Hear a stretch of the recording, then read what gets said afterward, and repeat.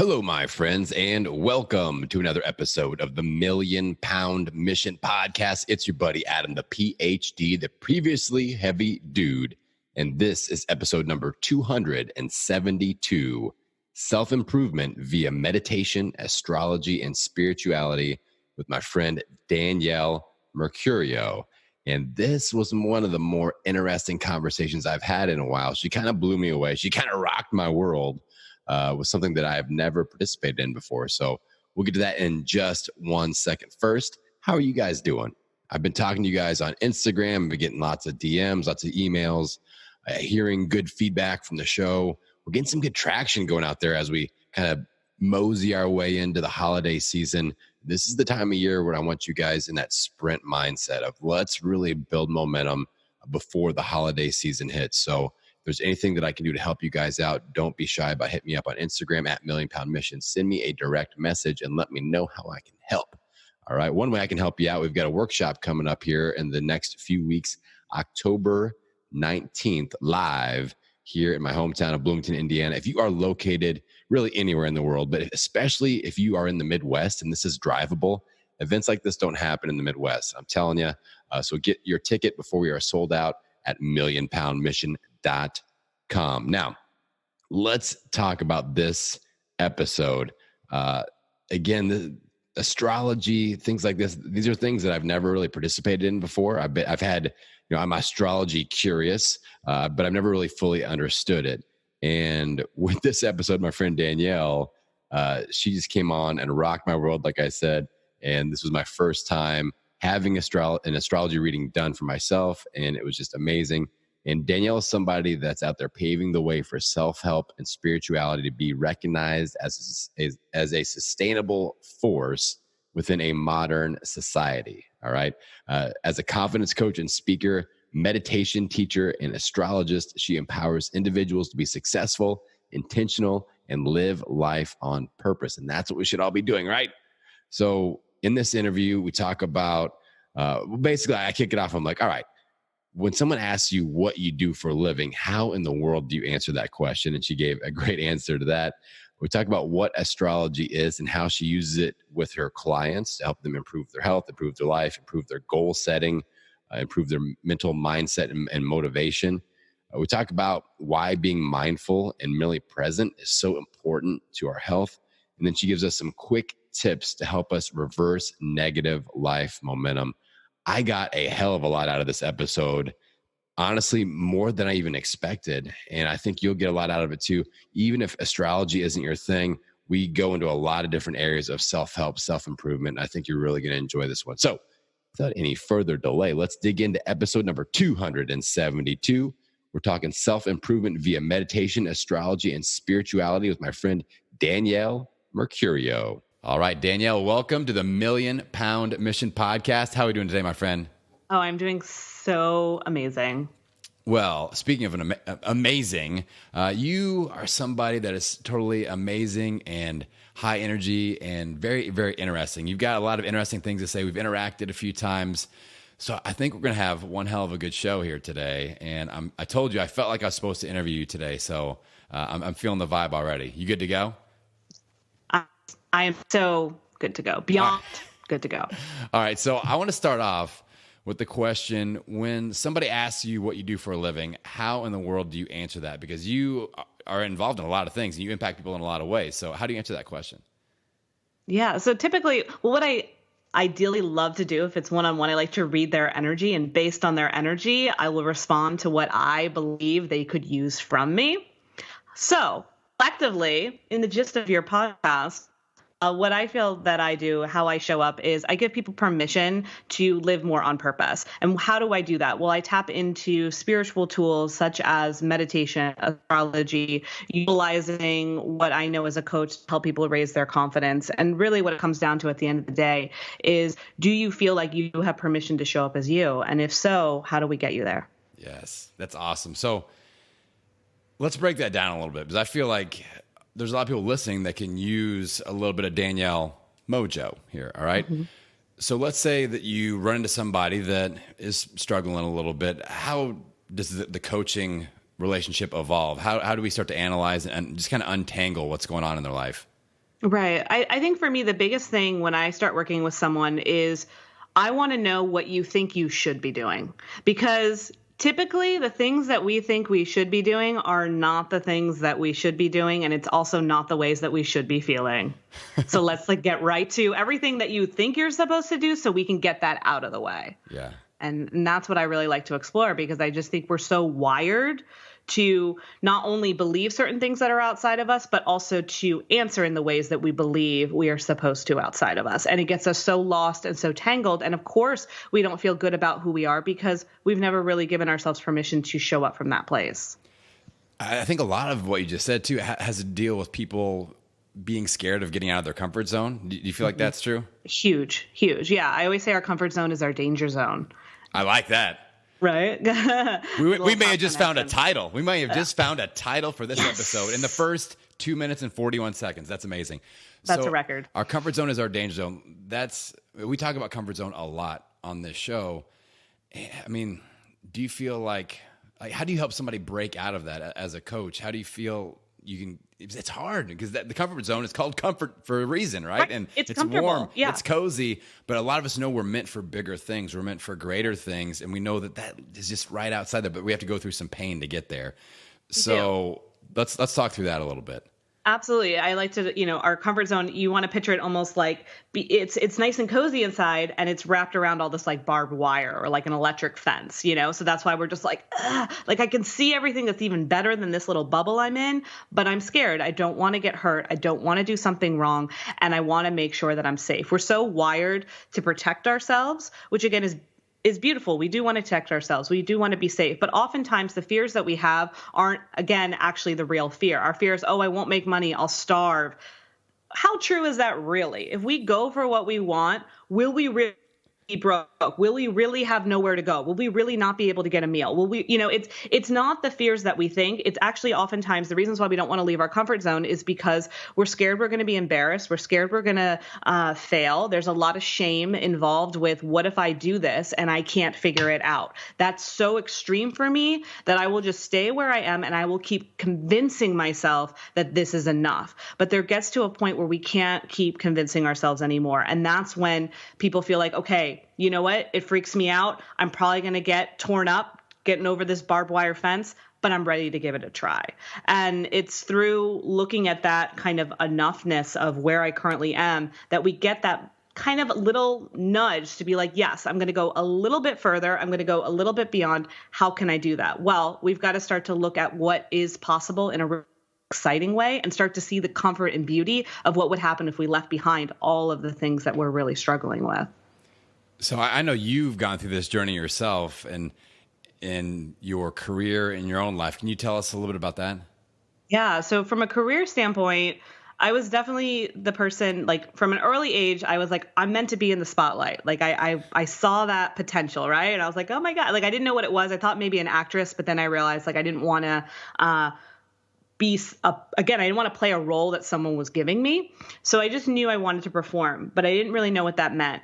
But I felt like every time I tried to express that, it was kind of dumbed down. It was like, oh, like Danielle, like, that feels like a lot. Like, why don't you just do this instead? Yeah. And like my whole life was like, just do this instead, or just, find yourself, a job that's stable and steady that everybody does. And I kind of was force fed this timeline that I was supposed to follow and these ways that I was supposed to just do what I was told. And I kind of became a people pleaser in that way. And so the people pleaser in me just tried to do what I was supposed to because that was considered safe. And that was how I received love and affirmation that, I'm on the right track. So the more that I followed that, the more I felt lost inside. And I went to college for elementary ed to be a teacher because what's more safe than that? Yeah. It's like classic safety 101. And for all my elementary teachers out there, like I adore you. And for those of you that are doing it from the heart because it feels right, that is beautiful. But for me, deep down, I knew it wasn't enough. It was too surface level.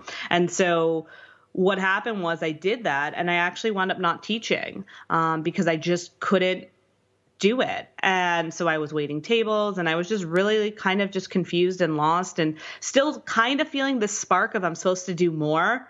But again, I had been so defeated from being told that wasn't anything that was really possible, and that, now you're really doing stuff wrong because you didn't go the teacher path and you're doing things that are just kind of like making money here and there. And so I was doing that for a while. And then eventually I found an office job, was doing that, but I still was just like so freaking confused because I'm like, I'm doing what I'm trying my best to do what everybody wants of me. But then when I think about myself, I feel dark, I feel confused. And so I fell into the addiction of escapism. And so like escapism in like, I would do what I was supposed to do during the day. And then at night I would drink, I would go out with men, I would just whatever I could do to get a high to escape the reality that I didn't even like. And so I fell into that like escapism for a while until eventually it all kind of started to catch up to me. And I realized, oh shit, like we're getting into danger zone territory with this. Right. And things were getting really harmful. And it wasn't until that point that I started to explore what would happen if I took care of myself. And I wonder if I took care of myself, that would maybe somehow give me some sense of understanding of who I am and what I'm supposed to do in this life. So that was kind of the trajectory in that way, so to speak. So you bridged it by having the realization that you needed to invest in you and just trust that you were kind of pulling yourself in the correct direction, but you had to cut ties with some of the past life that you had created that you felt like was safe and comfortable. So that's so hard to do. And that takes so much courage, right? That's people, I see people in just like the getting healthy space, they struggle with they're trying very hard, right? And they convince themselves like, I am trying to lose weight. But it's like you said, it's kind of like, well, I eat healthy during the day. Then at night it's off the rails, but I don't tell anybody about that. But I convince myself I'm trying very hard. So hopefully that hit home for some people out there. Now, so you are somebody, I don't know how to define it or describe it. You are somebody, you mentioned earlier, you kind of read people, you can connect with people. And so how do you define what that is and how that is? It's hard for me to, it's a foreign concept, but I definitely feel it in every conversation we've had. I'm like, she's like really understanding what I've got going on here. So just dive into that a little bit for me. Sure. So when it comes to kind of reading people, it's what you're doing is you're kind of reading the energetic state. And some of the people that are listening, you may connect with it from the space of some people it's hard to describe it in a tangible way, but people do it in different ways. Some people can almost like hear what it is that somebody is showing up as. Other people can pick up on sensations like feelings or emotions. But it's not like when I say like I can read people, I'm not reading anyone's mind, right? It's not like I'm like pulling something from someone. It's just someone's energetic presence. You can kind of hone in on that and you can feel what they're feeling. Like, how, let's say like you see someone, they're having a really bad day before they even open their mouth.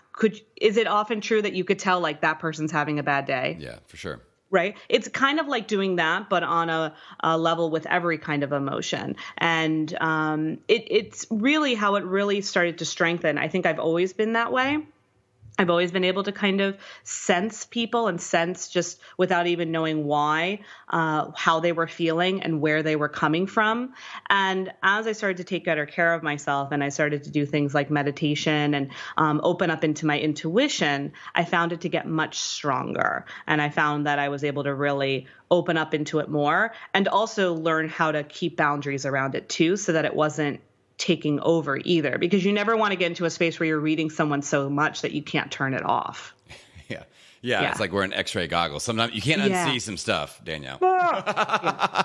So I almost felt like, the more I got to know you, I felt like, man, it's almost like I would put on a happy shirt or an excited shirt and you could tell what shirt I was wearing. You know what I'm saying? That was the best a cool way to describe it. That's the best way I could come up to it in my head. I'm like, because I'm learning more and more about things like astrology and things like that. Like it's very new to me, but very, very interesting. Maybe you could talk about that a little bit. Yeah, talk about astrology. And how's that effective with like, people that are trying to get healthy or making life decisions or just understanding how you're feeling. So let's talk about astrology a little bit. Yeah, absolutely. So I found astrology and let me just say, I grew up in a very like strict Catholic household. Like it was kind of Catholicism or nothing. Or bust, yeah. or you're hanging with the devil. So that was my household. And I I remember going to church, and I'm in a good place with Catholicism right now. Like me and Jesus, we're good. But I definitely, growing up, was always a little bit confused by it. Like I always would go, and again, I'd read the energy of the church, and I'm like, something is off here. Like I understand the God concept. I can feel that, but I feel like in this way isn't right for me. So I was always a little bit curious what else was out there. And when I was 5, I happened to fall upon in the grocery store, there were these like little astrology scrolls in the checkout line. And I saw one, I showed my mom, and I was like, can I have this? And she was just like, no, like, she gave you that look like, don't even think about it, know? Picked up like, Sports Illustrated swimsuit edition or something. It was like, get that out of your hands, get that Playboy out of there. So she said no. And I was just like, I need this. And so when she wasn't looking, I put it in my pocket. Wow. And I took it home. You stole it? I was a thief. Yes. Those are my early gypsy days. So channeling, my past gypsy life. So I took it home, and I literally was 5 years old, and I'm a Leo. I was born in August. And, from what I could make of this little like Leo doctrine, it was like saying, you are meant to be in the spotlight, like you are meant to be performing, you are meant to be, all these things that just I couldn't quite connect with. But deep down, I was like, when I grow up, I want to be these things. And I got really excited about it. And then I started to go to the library, and I realized there were more books about astrology. And what I loved about it was it became my personal psychology. I would read about Leo, and it would give me hope. It would give me a sense of understanding who I was. And that's why I kind of fell in love with it. And then I realized I could do the same for other people. I could, find out someone was born in June and that they were a Gemini, and I could read about Gemini. And I felt like I understand this person a little bit more now. And so it became my way to relate to people. And that's why I really fell in love with it. And then, but again, what was I going to do with it? Like, nobody says like you should be an astrologer when you grow up, It's like, what am I supposed to do? Like get a neon sign and like go to the boardwalk? Like that's not happening. So I just kind of, again, it was always something that was kind of on the side. And then when I started to open up into my own personal self-growth in my mid-20s, I started to bring astrology back in. And what I love about astrology is, there's a lot of layers to it. But if we're looking at it from the sense of the sign that everyone relates to, if you're new to astrology, you actually have more than one sign. But your sun sign, which is the one that most people talk about, like if you were born today, you and I are talking on July 2nd, you would call yourself technically a Cancer, because the sun right now is in Cancer. And our sun sign has to do with who we are during the day, our personality, our ego, how we like to create, how we like to make things. And so we can take that in, and we can read about it, and we can use it as a way to bring more awareness into our life, and use it as a tool to say, this is kind of a little snippet of what I'm being told is about me. This feels really good, or this feels like it's not quite me, but it could be me. And this is something I want to grow into. And so it becomes a tool of awareness to understand yourself better. And then, on a bigger scale, you can start to use astrology just like you would use it to check the weather, right? Like people give horoscopes a bad rap, but like, do you give your weather app a bad rap? Like, oh, you're so woo-woo, you wanted to see if it was going to rain today, Yeah. But it's kind of the same thing. It's like you're checking in to see what the temperature of the day is going to be. And it may be right, it may be wrong. The weather could say it's going to snow, and then it doesn't. Same with astrology. It's kind of like this could happen, but it may not, but just kind of go with it. So I've got lots of questions now, Danielle. So it's based off of when you're born and where the sun and moon positions are, and you're kind of just connected to those positions energetically. Is that the premise behind it all? Totally. How I like to describe it is you can picture the zodiac wheel like a game board. So we have 12 signs, starts with Aries, goes to Taurus, all the way to Pisces. So these 12 signs are like a game board, and it's a circle. And then we want to imagine that the solar system is on top of this circle. So the sun, the moon, and the planets are always moving around this zodiac wheel. And when you're born, we take a screenshot and we say, okay, where was the sun on the zodiac wheel? Where was the moon? Where were the other planets? And that makes up what is called your birth chart. And then we use that birth chart to really assess your personality, what you're here to do. And then we can also we can take your birth chart, and I could compare it to today. And I could say, based on the energy of where everything is today, where the sun is, where the moon is, etc., this is how you may feel. This is what you should focus on. This is what you should put to the side for right now. Excellent. So I want to play a little bit of Adam gets free advice from his professional friends. It's a game that we love to play. So Send you a tab. So I want to see how this works with, I'm making some pretty major decisions in my life right now, like professionally, and how my horoscope could play into that, or just kind of use that as an example to bring this home. So I was born August 26th, 1980. Okay. So I believe that's Virgo. Is that my sun sign is Virgo? Does that make sense? Yes. Yeah. We're going to look up the full chart. Is that cool? Yes. Let's dive in. My audience loves this type of stuff, especially if it becomes embarrassing somehow for me. So that's perfection. So you said August 26th? August 26th, 1980. Do you know the time? Yes. It was, I believe, 2 p.m. in the afternoon. How strongly is that belief? Strong. I know it was in the afternoon for sure. Okay. And where were you born? Bloomington, Indiana. Okay. Let's see. All right. So tell me more about what you're curious about. You're making some big decisions. Yeah, I've been talking about this for a while, and I'm kind of open and honest about everything I do on my podcast. So I'm feeling very strongly pulled towards the online space, the online influencer, speaking more, doing workshops, impacting people at a greater level. But it is surrounded in the barbed wire of the safety comfort zone that I've done for the last however many years of owning my gym and doing all that. But I just feel the pull of being heard at a larger level and impacting at a larger level. But it's scary as hell. So, it's a lot of I've helped a lot of people in my hometown. I feel very responsible for those relationships. And, I feel like I'm hurting feelings by, shifting some of my attention in the other direction. And I also feel like I can't do both at the same time. That's the hard part. So that's what I'm dealing with. What do you got?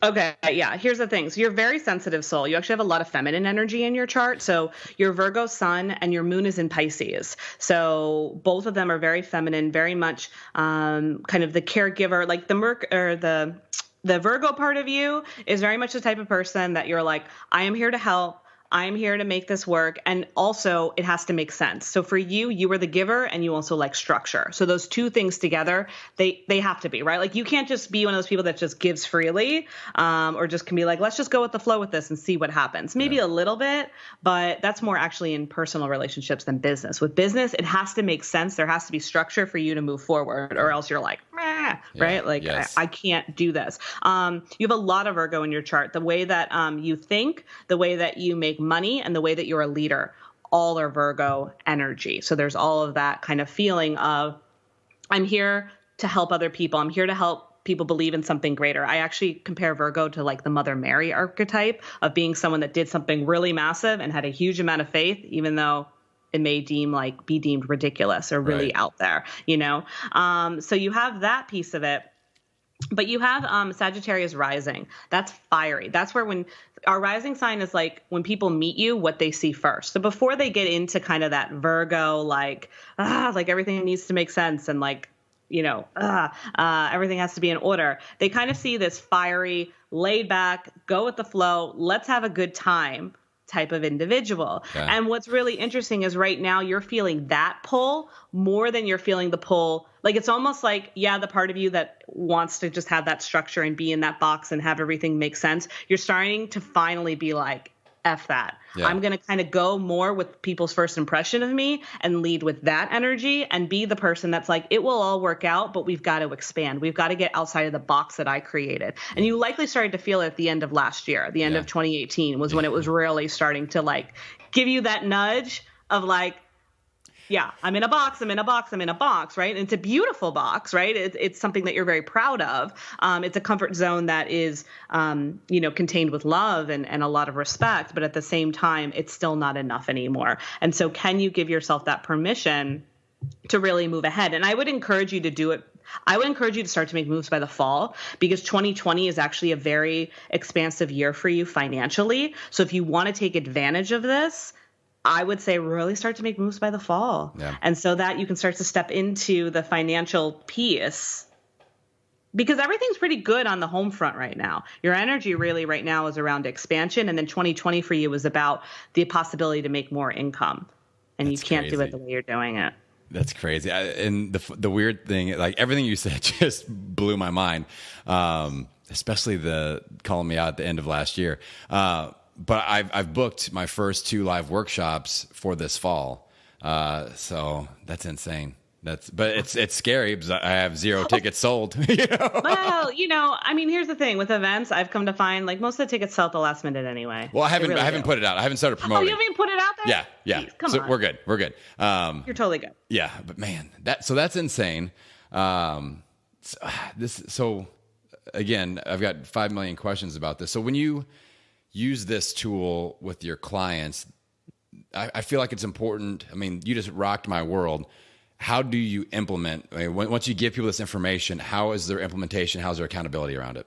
Absolutely. So yeah, I like to use this as an icebreaker. I typically will, if my clients are open to the astrology piece, I like to do this part sooner rather than later so that we can start to uncover some of the things like you and I just did. So in the case of you and I, we would really, first, I would like to unpack what does the plan really look like? Let's get really clear on what it is that you want to do and how do we start to move that forward? What does accountability look like? What do you need to do? X, Y, and Z. And then we peel back the layer of what would hold you back? Why do you still want to stay in this box? What are the reasons where you are getting stuck and trapped in this? And then we start to pull back the layers of that so that we can let that stuff go. I have a lot of different systems and kind of letting go of the different shadows or, I think sometimes, again, we want to keep that part of us alive that is the practical comfort zone self. Yeah. And we don't have to keep feeding that part of ourselves. And so it's like, how do we get that out so that then we can get back into the plan that's in place? That's awesome. And I'm kind of seeing the bigger picture. That's where really the life coaching comes in and all that. So that's amazing. Danielle, you've got, I love a person with systems as you just described me. So yeah, you're like, nice structure. Yeah. As you just told everyone and read my mind there. No. So, okay. I want to pivot a little bit because I can't, not ask you about comedy. All right. This is something I'm very excited about. You are somebody that helped me kind of nudge me into trying some stand-up. Our friend Tom Singer planted the seed. I ran some ideas by you, and you're like, yeah, do this, don't do that. And so I did my first ever stand-up comedy 2 nights ago in Austin, Texas, at a fine establishment called The Love Goat. It was a good first time. Shout out to The Love Goat, but probably the seediest place I've ever been in my entire life. But it was awesome. It was awesome. So let's talk about you first. So how did you get into comedy and where did you start applying that to just something that adds to the different layers of being able to speak in public and things like that?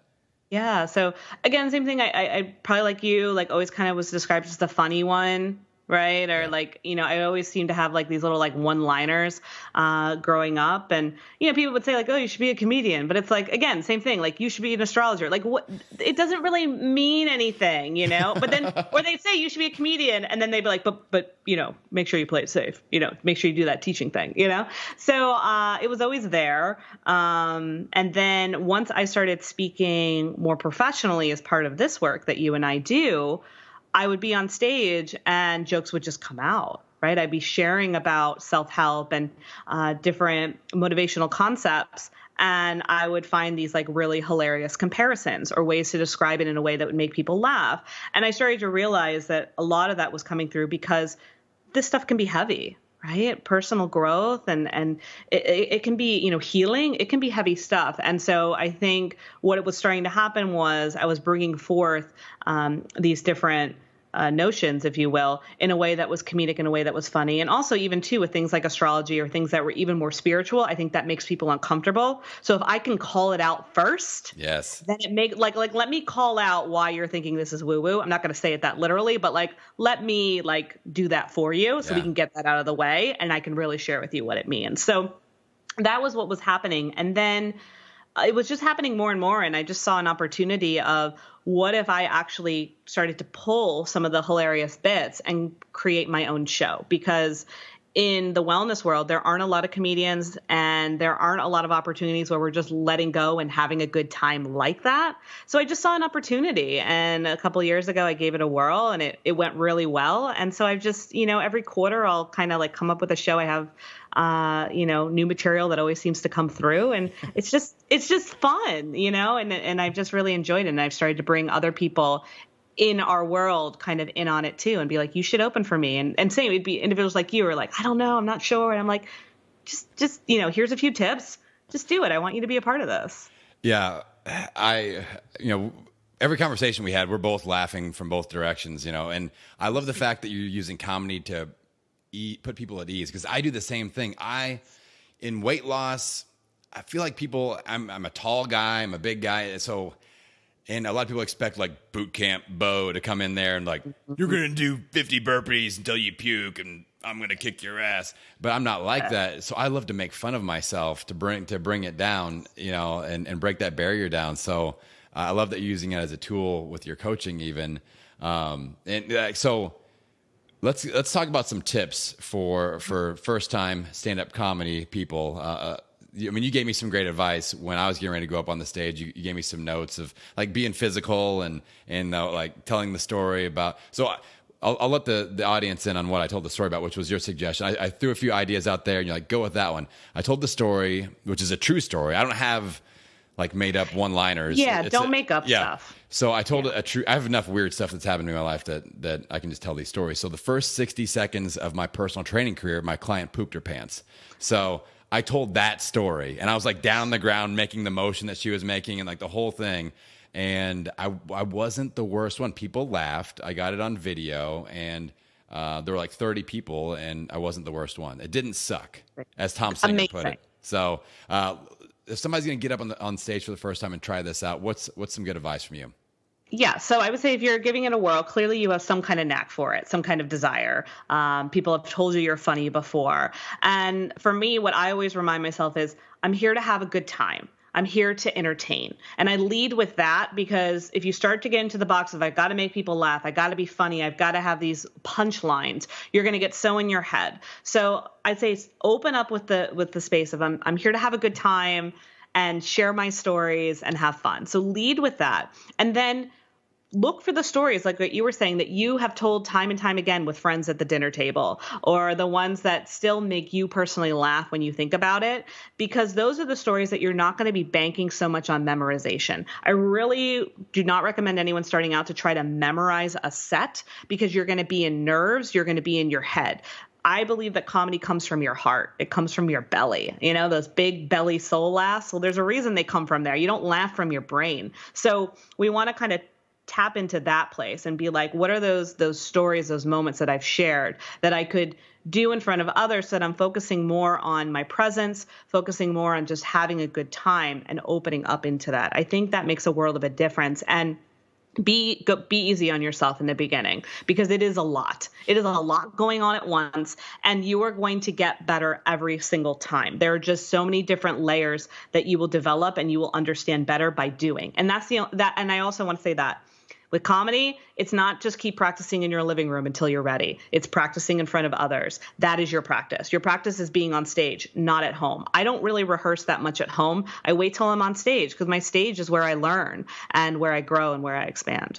Yeah, that's interesting that you say that, because I had 2 or 3 of the comics come up to me and they're like, you did good. Keep getting up there and be unafraid to bomb. Just try everything out that you want to try out. And this is the practice hall with these little 3 and 4 minute things. And that also threw me off. I want to ask you about that, because it seems like I was the only one, I felt like, that was telling a story. It seemed like everybody else was telling jokes, Right. And the kind of skipping. At first I thought I had 4 minutes, and they told me I only had 3 minutes. So I was like, yikes. It was hard to tell a story in 3 minutes. Yeah. So what you could do with that, I find that what I've done when I've had shorter amounts of times, I will take some of my stories and I will look for the highlights and I'll pull something from that. Like, let's say like I have a story about this guy that ghosted me, and I ended it with, so I came to find, and the reason why he ghosted me, because I was telling him that I had ghosts in my apartment. So I was like, if you want to know the fastest way to get a guy to ghost you, just tell him that you can see ghosts. So I pulled that, right? And that becomes part of a 3-minute set. Like, you can say like, I have a gift there. I can see people. And I've come to learn that, hey, if you want a guy to ghost you, the easiest way is to tell him you can see ghosts, right? And now that became a joke without telling the whole story about, which is a funny story of me telling him about the whole thing, but I didn't need to. So kind of take some of your interesting things and see if there's like 1 or 2 lines you could pull from it. Yeah, that's That's kind of what I was hoping for, but I got the bug, and I'm going to keep trying. And I've been looking up local places and what I know our friend Tom does. If he travels to speak, he tries to find an open mic somewhere that's nearby and just try out different audience and different things. So yeah, and that's a good point too, because every audience may be a little bit different. Like there are times where I've told a joke or something to one audience and they are cracking up, dying laughing, and then I'll repeat it to another audience and it's like crickets, and you're like, oh, okay. But then they'll laugh at something else so it's just, you can't, I guess that's what I would say too. Don't wait for the validation from the audience and you just got to keep rolling, because otherwise you'll get stuck in your head. You'll be like, what? They didn't laugh at that? Oh my God, I'm terrible. And then, then you're going to bomb. Yes. I think I've already got my tour name for the tour it's going to be the low carb comedy tour. Since I'm a fitness guy, we got to keep it low carb. Yes. All the laughs, none of the carbs. I got to shout out my friend Mike that I met at KetoCon this week, and he actually came up with that. But it's fun. Like I love hanging out with podcasters. I love hanging out with other people in the health space.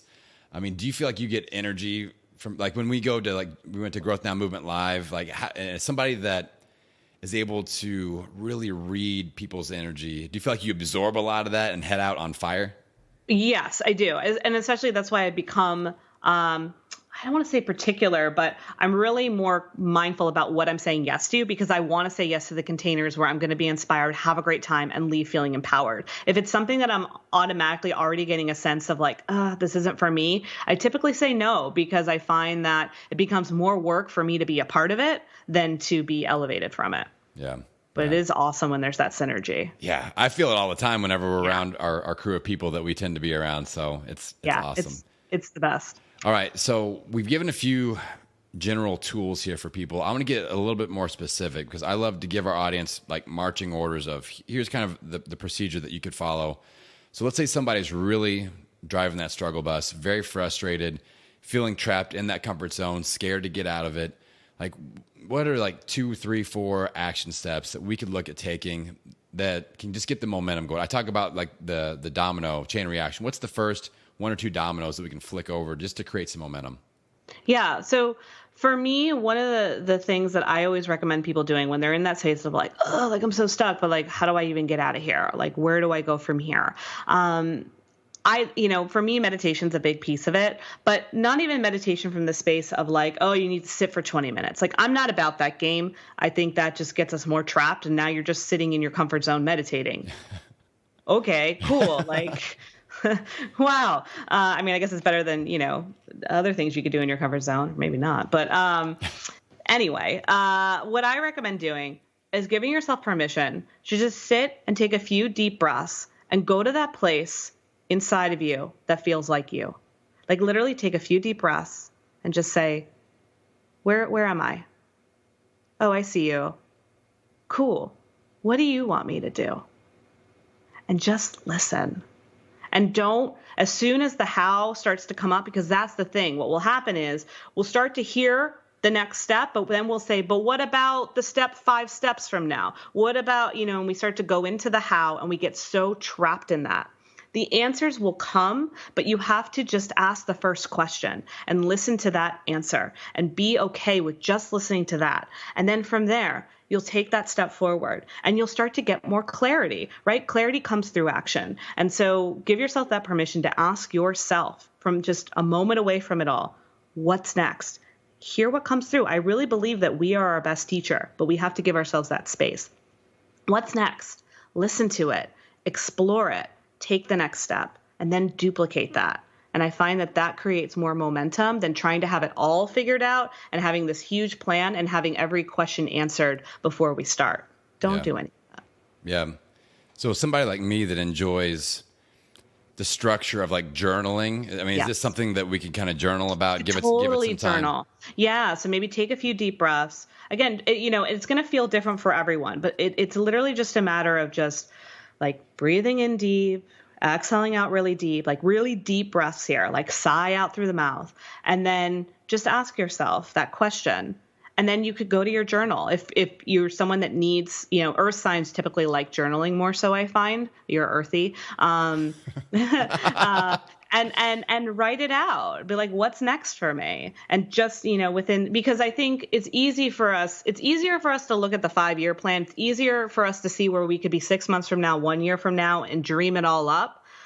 But that doesn't help the current reality. And so it's like, what do we need in the present moment? And how can we operate with just a 1 to 2 week radius and then go from there? Yeah, just like I said, flick that first domino over. That's none of them out. They won't fall down if you don't hit that first one. That's the key. Yeah. So I get kind of trapped in this headspace. I don't want to say trapped, but it's a part of the way I think. Like when I am in the thick of the shit and I feel like I'm taking a few lumps, or I create something new and not even my mom buys it, or like something, or like the gym has a really tough season. Like right now, the road to our gym is shut off. So it makes it very difficult to... You're also getting a lot of signs as to why you should not be keeping this gym open. They're building a roundabout, and now I will forever hate roundabouts. Every time I drive around, I'm like, damn you, roundabout. I'm going to make a shirt that says # roundabout hater. But yeah, like what you just said, I feel like I'm getting signs pulling in a direction, but I also feel like a checks and balance system. Like I'm going through a lot of tough shit right now. I've got good stuff coming my direction. Is that how it works, or do you feel like it's different than that? It does. The thing is we're never, and I think we have to accept the fact that it's never going to be completely easy or good or great or joyous and abundant. It's never going to be all of that. It can be more of that. And that's why we have to kind of be in that space of leaning into the good stuff so that when the heavier stuff happens, it's manageable. But if we're always leaning into the heavy, the good stuff never has a chance. And further, we're leaning into some things that are kind of irrelevant. Like I really don't sweat the small stuff because I know I need to sweat the big stuff, right? Like when the big stuff happens, I know that's where my energy is going to be required. But if I'm entertaining all the small stuff, then the big stuff comes, holy shit, like I'm going to hide in my comfort zone forever. So I find that, it's just accepting the fact that, yes, there are always going to be bumps along the way. That's why we have to give ourselves space and not overload ourselves so much either. It's a dance. I really believe in making sure that you do have time off, even when you're working on something and you're in the hustle and it seems like everything is ramping up. I'm not a person that believes in like, just keep going. It's like, no, these little blocks are coming up to say like, give yourself a little space.